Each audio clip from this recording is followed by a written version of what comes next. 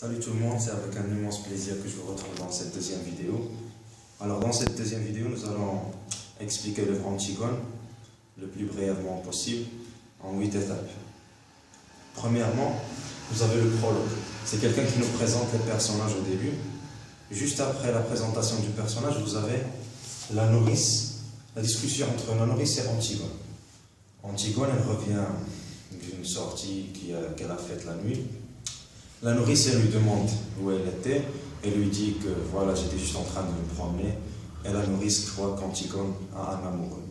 Chose qui n'est pas vraie et qu'on va découvrir à la fin de l'œuvre. Par la suite, il y a Ismène qui va rentrer. Ismène, c'est la sœur d'Antigone. Elle entre, elle parle avec Antigone et à la nourrice en même temps. Par la suite, il y a la nourrice qui va sortir pour préparer à manger Antigone. Ismène et Antigone discutent de l'enterrement de leur frère. En fait, Antigone, elle est têtue, elle est courageuse, elle veut enterrer son frère. Mais Ismène, elle est un peu pondérée, raisonnable. Elle lui dit que Créon, qui est le roi et qui est leur oncle, va les faire tuer si elles essaient d'enterrer leur frère Polynice.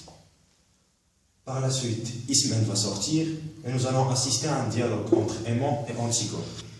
À ce stade-là, Antigone va lui dire que voilà que leur mariage sera annulé pour des raisons obscures, qu'elle ne va pas lui préciser pourquoi le mariage va être annulé. Les deux vont sortir, nous allons assister à la discussion entre le garde et Créon.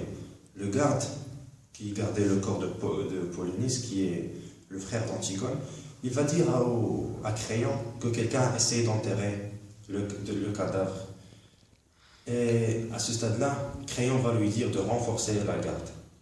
Par la suite, Créon, après l'arrestation d'Antigone par les gardes, va rester avec elle face à face et va essayer de la convaincre d'abandonner l'idée d'enterrer son frère, et il lui a promis en contrepartie qu'il allait tuer les gardes, qu'ils savent que c'était la coupable en fait.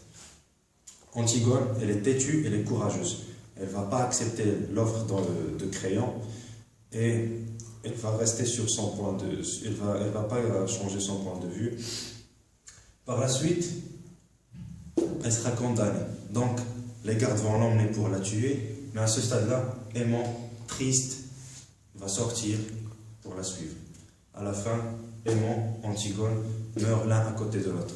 Antigone va mourir, enterrée vivante, et Aimant va prendre son épée, va se l'enfoncer dans le ventre et va mourir à côté d'Antigone dans une flaque de sang.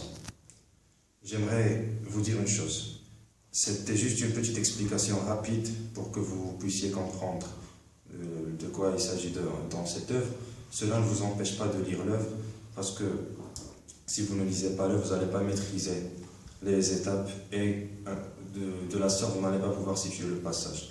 J'espère que cette vidéo va vous être utile. Je vous dis à très bientôt et merci de votre attention.